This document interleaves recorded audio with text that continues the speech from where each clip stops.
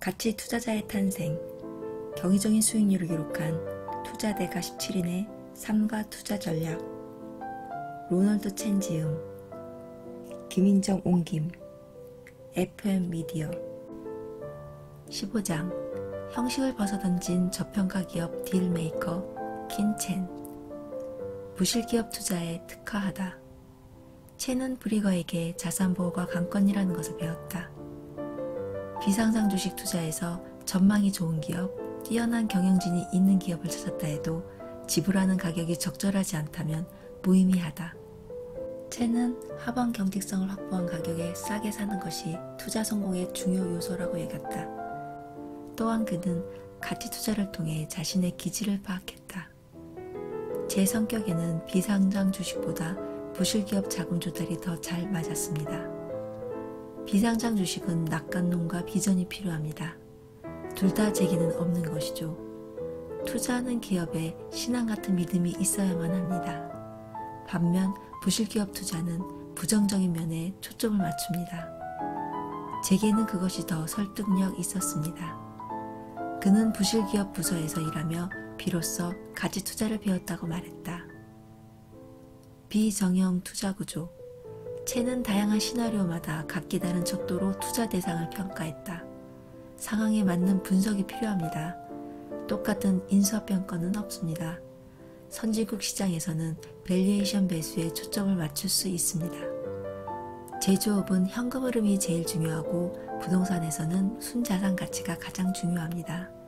하지만 무엇보다도 중요한 것은 확실한 하방 경직성과 투자 회수 가능성을 확보하는 것입니다. 안 된다는 생각. 첸은 학창시절 누린 학습 기회와 장학금 혜택에 감사한다. 금융산업에 대한 그의 전망은 밝지 않지만 다음 세대의 가치 투자자를 키우는 것으로 자신이 받은 것에 보답하고 있다. 그러나 생활 수준이 향상되고 부가 확대되는 오늘날 아시아에서 젊은이의 진취성에 대한 그의 시각은 회의적이다. 요즘 세대는 예전처럼 위험을 감수하려고 하지 않습니다. 1960년대부터 1990년대까지 돌아보면 우리 부모님 세대는 절대 포기하지 않는다. 할 수 있다의 정신이 있었습니다.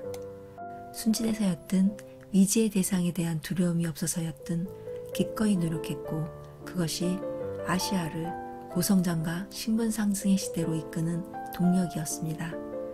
지금은 사고방식이 바뀌었습니다. 유전적으로 돌연변이가 일어난 것은 아니겠지만 젊은이가 야망과 공격성을 잃고 있습니다. 신분 상승 가능성이 보이지 않기 때문에 열심히 일해도 보상받지 못한다고 생각할 수도 있습니다. 설사 그렇더라도 직장에 출근해서 맡은 일은 가볍게 여기고 휴가와 병가 쓸 궁리만 해서는 안 됩니다. 할 수 있다 정신을 되살리려면 젊은이가 더욱 진취적으로 나서야 합니다. 천부적인 재능이라는 것은 없습니다.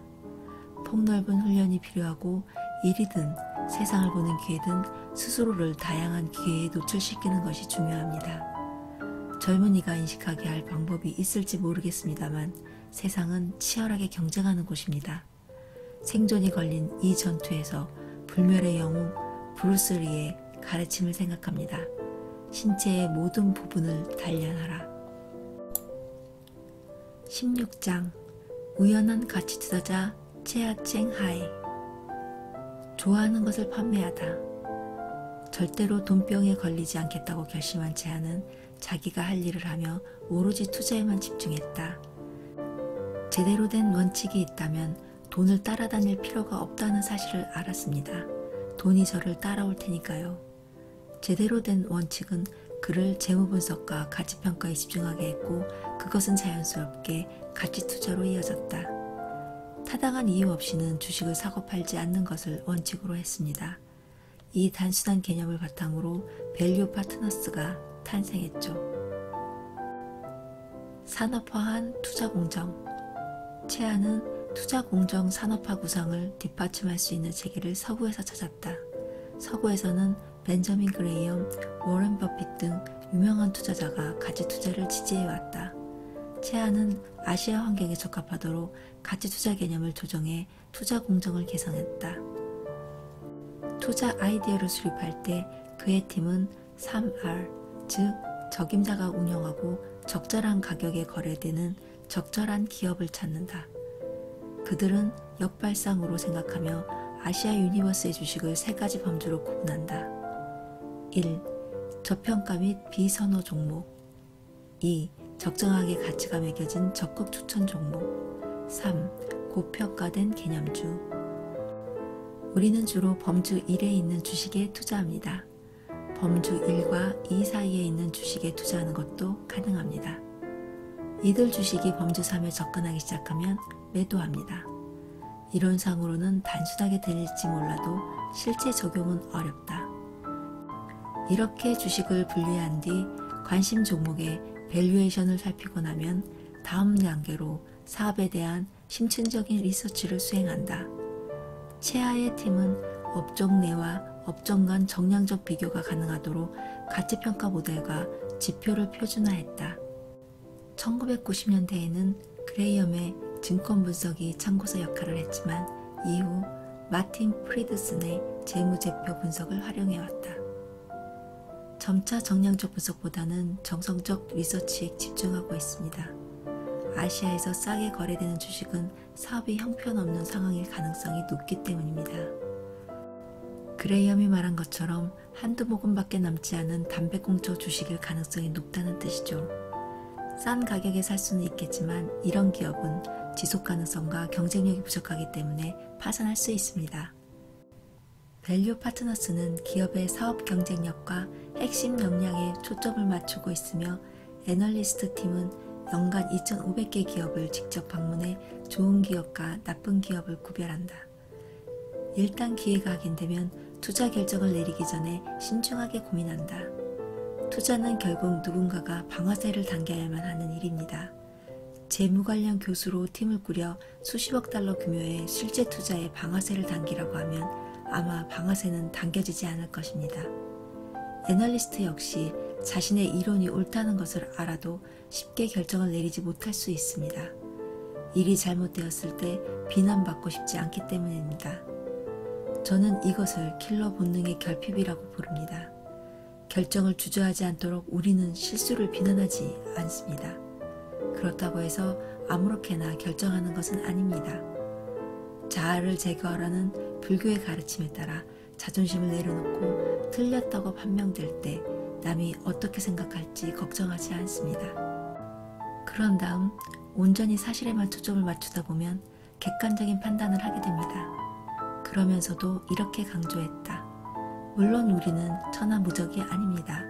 우리도 실수를 저지르죠. 사실 1993년 이후 우리 의사결정 과정을 분석해봤더니 약 3분의 1이 잘못된 것이었습니다. 나머지 3분의 1은 맞지도 틀리지도 않았고 나머지 3분의 1만 제대로 맞았습니다. 시장을 이기려면 포트폴리오를 끊임없이 감시하고 그 안에서 좋은 종목과 나쁜 종목을 구별해서 실수로 인한 손실을 최소화해야 합니다. 그는 소크라테스의 명언을 이렇게 응용했다. 아는 사람은 자신이 아무것도 모른다는 것을 안다. 자신이 모른다는 것을 아는 사람이야말로 모든 것을 아는 사람이다. 투자라는 게임에서 더 멀리 나아가려면 똑똑한 체하기보다 겸손해야 한다. 가치로 무장하고 진격하다.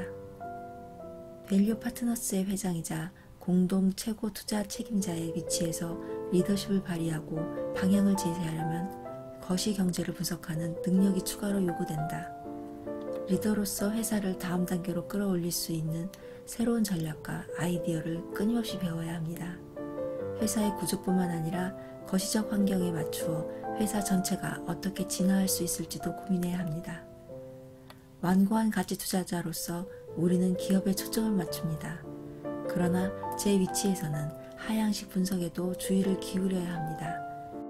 하향식 분석으로 경제 상황이나 전망을 분석해서 팀의 자산 배분과 포트폴리오 구축을 이끌어야 합니다. 경제가 둔화되고 있다면 현금 보유량을 늘리거나 경기 방어적인 업종에 포지션을 더 배분해야 합니다. 단순히 기업에만 집중하고 주변 환경을 무시해서는 안 됩니다. 일 중독이라고 보는 사람도 있겠지만 체하는 배움을 멈추지 않는 헌신적인 독서가다. 취미이자 휴식인 독서에 더해 독실한 불교 신자인 그는 하루에 40분 명상을 한다. 명상은 긴장을 풀어주고 마음을 자유롭게 하며 내면을 들여다보게 한다. 그 때문인지 명상을 하고 나면 어김없이 몇 가지 투자 아이디어가 나온다.